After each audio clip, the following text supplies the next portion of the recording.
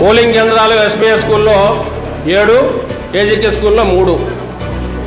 Rural మండలం వాళ్ళు కూడా వచ్చి ఎస్పీఎస్ స్కూల్లో కానీ ఏజీకే స్కూల్లో కానీ ఓటు హక్కును వినియోగించుకోవాలా.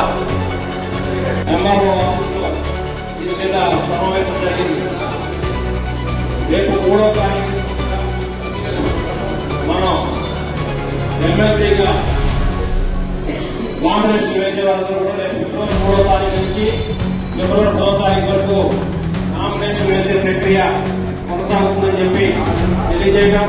అలాగే శాంక్షన్ చేసుకుంటూ వస్తా ఉన్నారు.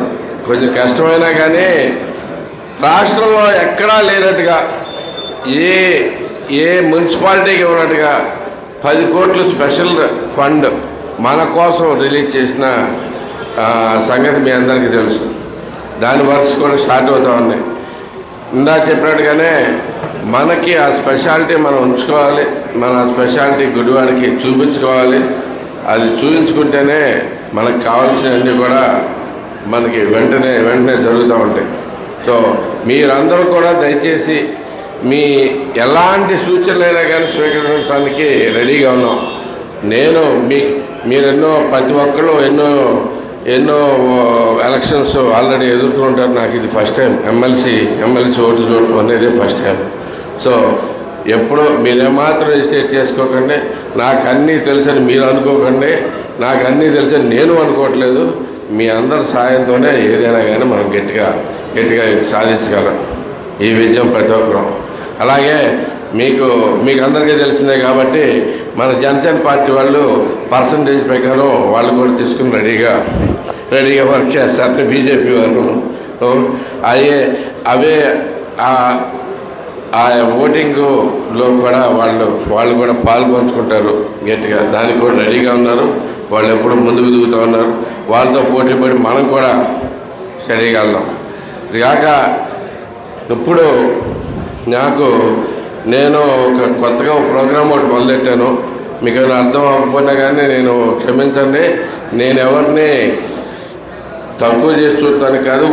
ఊరమ్మడి తిరుగుతుంది. డైరెక్ట్గా నేను సమస్యలు చూస్తే బాగుంటుందనే ఉద్దేశంతో తెలుసుకుంటే కంటే సమస్యలు చూస్తే బాగుంటుందని మాత్రమే నేను రోడ్ల వెంబడి వెళ్తున్నాను. మీరు ఎవరిని మాకు చెప్తే బాగుంటుంది కదా అనే మీ ఉద్దేశం ఉంటుంది. కానీ నేను ఎక్కడికి వెళ్తానో నాకే ఆలోచన లేదు.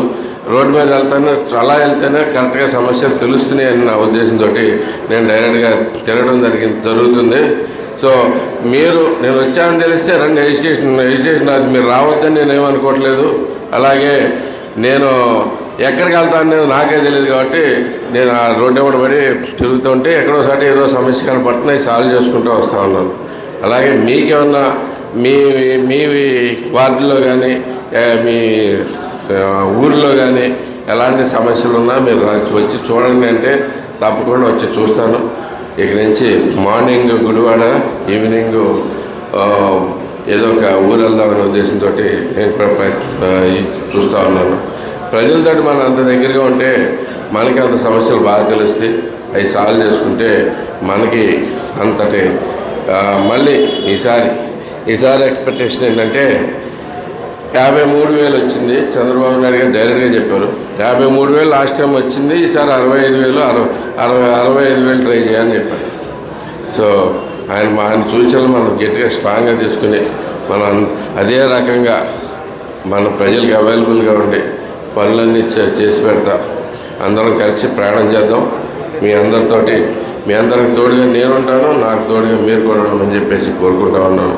అలాగే ఇంకా ఒకటి ఏంటంటే ఈ పదవులైనా ఏదైనా కానీ నా ఆశ నా థాటు ఈ వర్గం ఆ వర్గం ఈ వర్గాలనే టైప్లో లేకుండా ప్రతి ఒక్కరూ కలిసి అందరూ కలిపి ఒకళ్ళు సూచించమనే చెప్తాను నేను. దాన్ని దయచేసి ఇంకా టౌన్ వాళ్ళకి ఆ ప్రాబ్లం రాలేదు. ఎందుకంటే వాళ్ళకి ఇప్పుడు దాకా కేసులు ఏం లేవు కాబట్టి. పల్లెటూరులో ఆల్రెడీ అన్ని ఊర్లలో అయితే కానీ మండలాల్లో అయితే కనుక చూస్తున్నాను. మీరు అందరూ కలిపి ఒకళ్ళు తీసుకురండి. నేను ఎవరినైనా కానీ నేను ఓకే చేస్తాను. నాకు పర్సనల్ ఇంట్రెస్ట్ అంటూ ఎవరికి ఇక్కడ స్పెషల్గా ఉండదని చెప్పేసి తెలియజేసుకుంటూ అందరం కలిపి ప్రయాణం చేద్దాం. ఒకే మాట మీద ఒకే పాట మీద వెళ్దామని చెప్పేసి మీ అందరికీ రిక్వెస్ట్